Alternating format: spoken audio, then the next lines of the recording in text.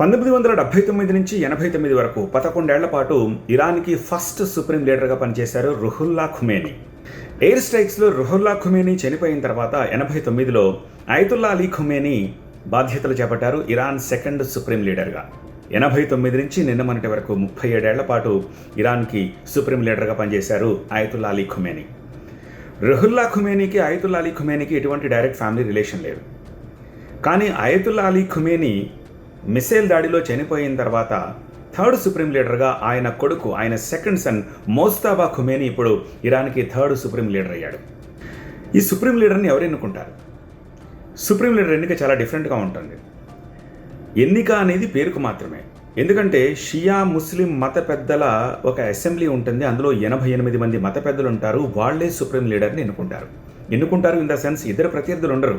ఎవరో ఒకరిని వాళ్లే డిసైడ్ చేసి సుప్రీం లీడర్గా ప్రకటించేస్తారు. ఇప్పుడు కూడా అలానే జరిగింది. ఎన్నికేం జరగలేదు. అయితే మోజ్తబా ఎన్నికను వ్యతిరేకించే వాళ్ళు ఉన్నారు అంటూ అమెరికా చెప్తోంది. అయితే ఇప్పుడు మోజ్తబా ఎన్నికకు సపోర్ట్ చేసింది బాగా ఇరాన్ రెవల్యూషనరీ గార్డ్స్. దానికి కారణం లేకపోలేదు. ఒకటి, అయతుల్లా అలీ ఖుమేనీ సక్సెసర్. రెండవది, Ayatollah Ali Khamenei Iran second supreme లీడర్గా ఉన్నప్పుడు ఏ పదవి లేకపోయినా సరే మోజ్తబా ఖుమేనీ తెర వెనుక మంత్రాంగం నడిపించినట్టుగా తెలుస్తోంది. వికీలీక్స్ ద్వారా ఈ విషయం బయటపడింది. రెవల్యూషనరీ గార్డ్స్కి మోజ్తబా ఖుమేనీ ఎప్పుడు టచ్లో ఉన్నట్టుగా, తద్వారా ఇప్పుడు రెవల్యూషనరీ గార్డ్స్ మోజ్తబాని థర్డ్ సుప్రీం లీడర్గా ఎన్నుకోవడానికి బలమైన సపోర్ట్ చేసినట్టుగా తెలుస్తోంది. అయితే దీన్ని అంగీకరించట్లేదు అమెరికా.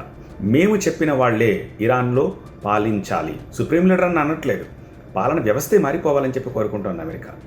ఇక బెంజమిన్ నెతన్యాహు ఏమంటున్నారు? ఎట్టి పరిస్థితుల్లో కూడా అతన్ని మీరు సుప్రీం లీడర్గా అంగీకరించకండి. ఆ దేశ ప్రజలకు పిలుపునిస్తున్నాడు ఆయన.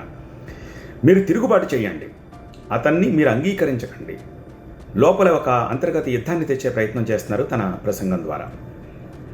ఇక రష్యన్ ప్రెసిడెంట్ వ్లాదిమిర్ పుతిన్ మాత్రం మోజ్తబా ఖుమేనీకి శుభాకాంక్షలు తెలుపుతూ మన మధ్య ఉన్న బంధం కంటిన్యూ అవ్వాలి, మీకు నా అభినందనలంటూ ఆయన తన సందేశాన్ని పంపినట్టుగా తెలుస్తోంది.